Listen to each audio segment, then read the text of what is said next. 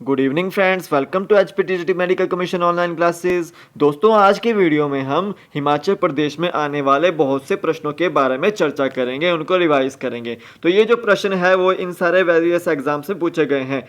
एचपीटीजीटी, HPTET, HRTC conductor clerk, high court, HPSSC, HPPSC, allied services में पूछे गए हैं क्वेश्चन। तो इस वीडियो को स्टार्ट करने से पहले अगर आपने मेरे चैनल को सब्सक्राइब नहीं किया है तो सब्सक्राइब कर लीजिए बाय सर्चिंग टीजीटी मेडिकल, और लाइक जरूर कीजिएगा। लाइक मेरी वीडियो को कीजिएगा और मुझे कमेंट करके कमेंट भी कीजिएगा कि आपको कैसी वीडियो आपको चाहिए।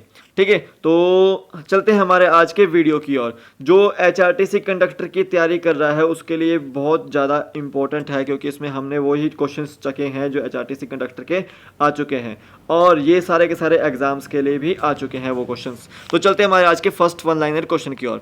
ठीक है, तो वन लाइनर क्वेश्चन है आज। ठीक है, हम 5-5 क्वेश्चन, 25 क्वेश्चन होंगे आज। टॉप 25 क्वेश्चन लिए हमने। ठीक है, तो टॉप 25 क्वेश्चंस लिए हैं, तो आप बताएंगे मुझे कि आपके कितने आपके सही हुए हैं। वैसे आंसर सारे के सारे दिए हुए हैं इसमें, बट आप बताएंगे आपके कितने सही हुए हैं, और बिल्कुल आप ईमानदारी से बताएंगे। ठीक है, तो फर्स्ट क्वेश्चन है, राष्ट्रीय कवि के रूप में किसे जाना जाता है? राष्ट्र कवि के रूप में किसे जाना जाता है? उनका नाम है आपका दोस्तों मैथिली शरण गुप्त को राष्ट्रीय कवि के रूप में जाना जाता है। ठीक है, सेकंड क्वेश्चन है, हिमाचल प्रदेश की सरकारी भाषा क्या है? देखिए, हर एक राज्य की अपनी अपनी एक सरकारी भाषा होती है जिसमें वो कामकाज करती है। तो हिमाचल प्रदेश की अपनी एक भाषा है जिसको जो है आपकी हिंदी भाषा। ठीक है, तो हिंदी भाषा में जो है हिमाचल जो है काम करता है, अपने कामकाज की जो भाषा है उसकी हिंदी भाषा है। ठीक है, जो इसकी राजकाज की भाषा है।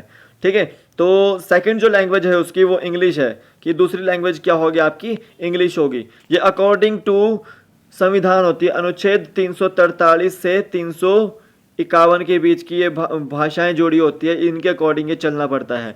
ठीक है, तो राजकाज की भाषा जो होगी हमारी हिंदी होगी, क्योंकि हिंदी भाषिक क्षेत्र है। और सेकंड लैंग्वेज जो होगी आपकी इंग्लिश होगी। थर्ड लैंग्वेज आपकी संस्कृत भी हो सकती है, कोई और भी हो सकती है, उर्दू भी हो सकती है। तो हिमाचल प्रदेश की जो सरकारी भाषा है वो हिंदी है।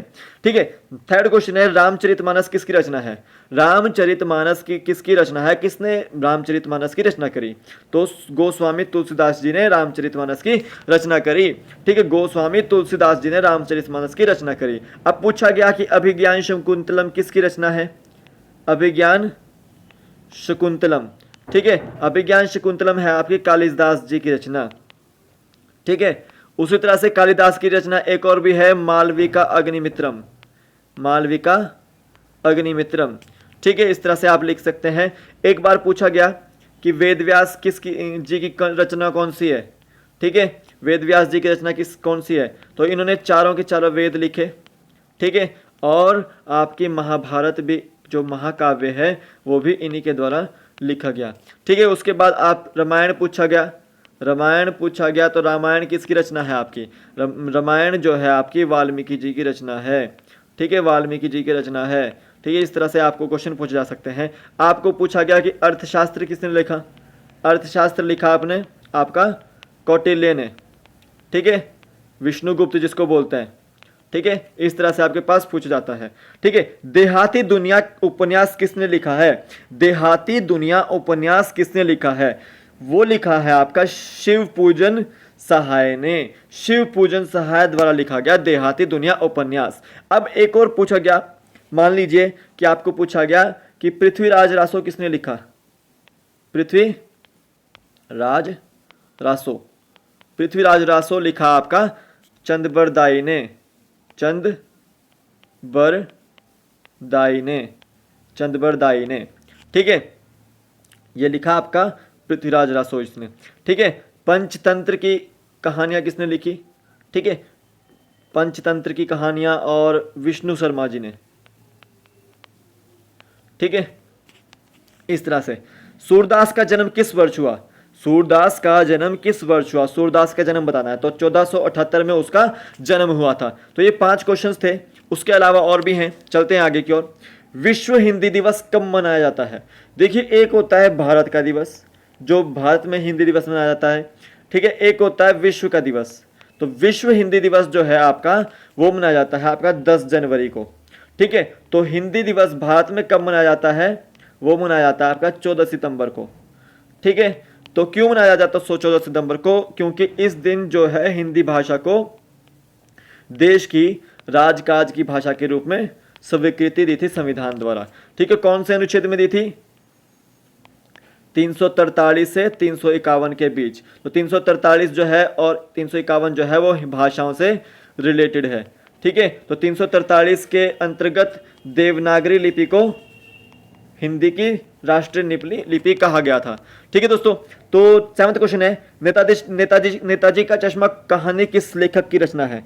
नेताजी का चश्मा जो कहानी लिखी है वो किस लेखक ने लिखी है? ठीक है, स्वयं प्रकाश जी ने वो लिखी है नेताजी का चश्मा की कहानी। ठीक है, 8वां क्वेश्चन है, झांसी की रानी किसकी प्रसिद्ध काव्य रचना है? झांसी की रानी किसकी प्रसिद्ध काव्य रचना है? वो है सुभद्रा कुमारी चौहान। झांसी की रानी से रिलेटेड जितने भी क्वेश्चन आगे कि ये किसकी रचना है, तो वो सुभद्रा कुमारी चौहान जो है उनके लिए फेमस है। ठीक है, राष्ट्रीय सुरक्षा अकादमी कहाँ स्थित है? राष्ट्रीय सुरक्षा अकादमी जो है आपके खड़गवासला में स्थित है। ठीक है, पश्मीना ऊन किससे मिलती है? पश्मीना जो है वो आपकी ऊन है। आपका पश्मीना जो धागा होता है वो एक ऊनी होती है समझ लो, तो वो आपकी कश्मीरी ऊन बोलती है। कश्मीर में आपका पश्मीना मिलता है। ठीक है, तो कश्मीरी बकरी से वो मिलती है। ठीक है, तो यहाँ पे हिंदी दिवस भी हो गया। विश्व हिंदी दिवस मनाया जाता है 10 जनवरी को और 14 सितंबर को मनाया जाता है आपका हिंदी दिवस भारत में। ठीक है, क्योंकि इस दिन संविधान द्वारा हिंदी को मान्यता प्राप्त हुई थी। नेताजी का चश्मा किसने लिखी? स्वयं प्रकाश ने। झांसी की रानी की प्रसिद्ध रचना है सुभद्रा कुमारी चौहान की। राष्ट्रीय सुरक्षा अकादमी कहाँ पर है? खड़गवासला में। पश्मीना ऊन किससे मिलती है? कश्मीरी बकरी से। ठीक है, नेक्स्ट क्वेश्चन है, पद्मावत की रचना किसने करी? ठीक है, पद्मावत जो किताब थी उसकी रचना किसने करी? तो देखिए उसकी रचना करी मलिक मोहम्मद जायसी ने। ठीक है, अब पद्मावती का आपको पता होना चाहिए कि पद्मावती कौन थी। ठीक है, उसके बारे में आप जान सकते हैं। कबीरदास जी की भाषा कैसी थी? कबीरदास जी की भाषा कैसी थी? कबीरदास अपनी जितने भी दोहे लिखते थे वो किस भाषा में लिखते थे? तो वो लिखते थे हमारे अवधी भाषा में। ठीक है, दिल्ली चलो का नारा किसने दिया था? दिल्ली चलो का नारा दिया था आपका सुभाष चंद्र बोस ने। सुभाष चंद्र बोस जी ने आपका दिल्ली चलो का नारा दिया था। इन्होंने आजाद हिंद फौज की भी स्थापना करी थी। आजाद हिंद फौज की भी स्थापना की थी। ठीक है, किसने? सुभाष चंद्र बोस जी ने। ठीक है, संयुक्त राष्ट्र संगठन का गठन कब हुआ? संयुक्त राष्ट्र संगठन का गठन कब हुआ? 1945 में हुआ था। इसका गठन क्यों हुआ था? क्योंकि उस समय 1939 से 1945 के बीच में वर्ल्ड वॉर 2 चला हुआ था। उसकी शांति के लिए इस राष्ट्र का, इस यूनाइटेड नेशंस का गठन किया गया था 1945 में। ठीक है, तो इसके एक महत्वपूर्ण संस्था है, क्या बोलते हैं, इंटरनेशनल कोर्ट ऑफ जस्टिस, जो कि कहाँ पर है आपका? हैग में। हैग कहाँ है आपका? नीदरलैंड में। ठीक है, आप इस तरह से याद रख सकते हैं। हिमाचल प्रदेश के पहले परमवीर चक्र विजेता कौन थे? हिमाचल प्रदेश के पहले परमवीर चक्र विजेता कौन थे? मेजर सोमनाथ शर्मा जो थे हिमाचल प्रदेश के पहले परमवीर चक्र विजेता थे। ठीक है, और कुछ कारगिल वाले भी याद रखें कि कारगिल में कौन कौन से मतलब किनको इनको मेडल मिला था? 4 को मेडल मिला था। परमवीर चक्र विजेता भी थे उसमें। तो विक्रम बत्रा जी भी थे आपके, जिनको मरणोपरांत मिला था परमवीर चक्र विजेता। ठीक है, आपका अमोल कालिया। ठीक है, और एक आपका संजीव कुमार कुछ ऐसा सा नाम है। ठीक है, तो ये थे आपके जो कारगिल वाले विजेता थे। तो यहाँ पे पद्मावत की रचना किसने करी? जायसी ने। कबीरदास जी के दोहे किस भाषा में थे? अवधी में। दिल्ली चलो का नारा किसने दिया? सुभाष चंद्र बोस ने। संयुक्त राष्ट्र संगठन का गठन कब हुआ? 1945 में। हिमाचल प्रदेश के पहले परमवीर चक्र विजेता कौन थे? सोमनाथ शर्मा। नेक्स्ट है 16th क्वेश्चन, 25 जनवरी 1971 को हिमाचल प्रदेश भारत का कौन सा राज्य बना? देखिए 25 जनवरी 1971 को हिमाचल प्रदेश को पूर्ण राज्य का दर्जा दिया गया था। तो भारत में उससे पहले बहुत सारे राज्य बन चुके थे। तो हिमाचल प्रदेश का कौन सा स्थान था?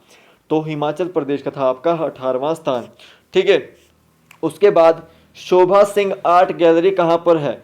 शोभा सिंह जो आर्ट गैलरी है वो आपकी अंद्रेटा कांगड़ा में है। ठीक है, चित्रकारी के लिए ये प्रसिद्ध है। ठीक है, शोभा सिंह आर्ट गैलरी।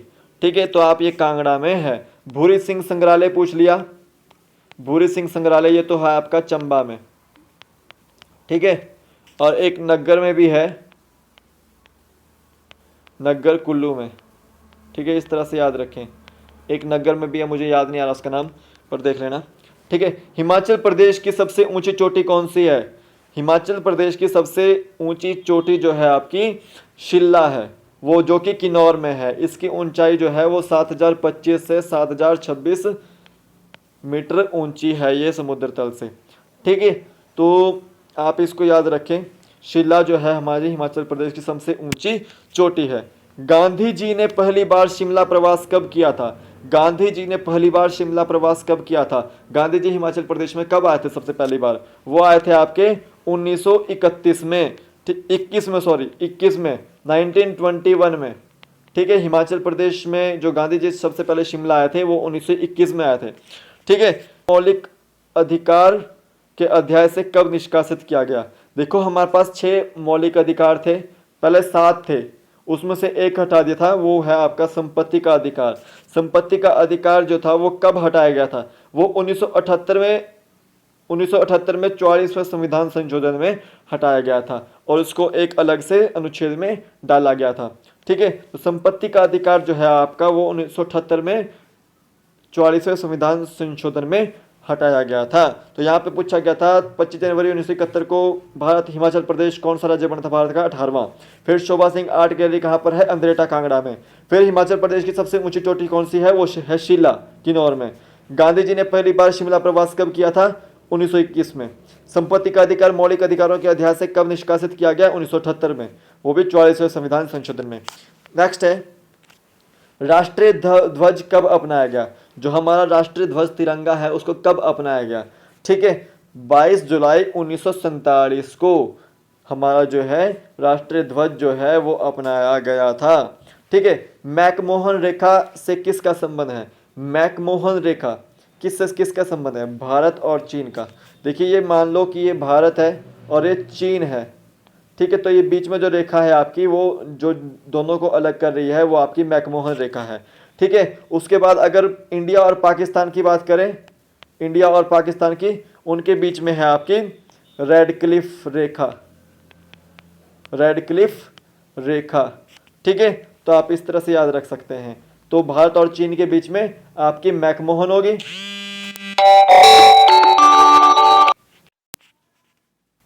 ठीक है, और अंतर्राष्ट्रीय महिला दिवस कब मनाया जाता है? वो मनाया जाता है आपका 8 मार्च को। 8 मार्च को अंतर्राष्ट्रीय महिला दिवस मनाया जाता है। ठीक है, किस वर्ष स्वेज नहर व्यापार के लिए खोल दी गई थी? स्वेज नहर जो है आपकी वो 1869 में आपकी व्यापार के लिए खोल दी गई थी। नेक्स्ट क्वेश्चन है, राशन कार्ड प्रणाली किस सुल्तान ने चलाई थी? राशन कार्ड जो प्रणाली थी वो किस सुल्तान ने चलाई थी? वो चलाई थी आपके अलाउद्दीन खिलजी ने। तो आज के वन लाइनर्स के क्वेश्चंस में बस इतना ही, वन लाइनर्स के क्वेश्चंस में इतना ही। टॉप 25 क्वेश्चंस थे जो कि आपके अलाइड और HPSSC क्लर्क में और HRTC बस कंडक्टर में पूछे जा चुके हैं, तो आप इसको देख लें। ठीक है, और इसको ज़्यादा से ज़्यादा शेयर करें, सब्सक्राइब करें और मेरे चैनल को लाइक जरूर करें। इस वीडियो को आगे से आगे शेयर जरूर करें। थैंक यू दोस्तों, आज के लिए इतना ही।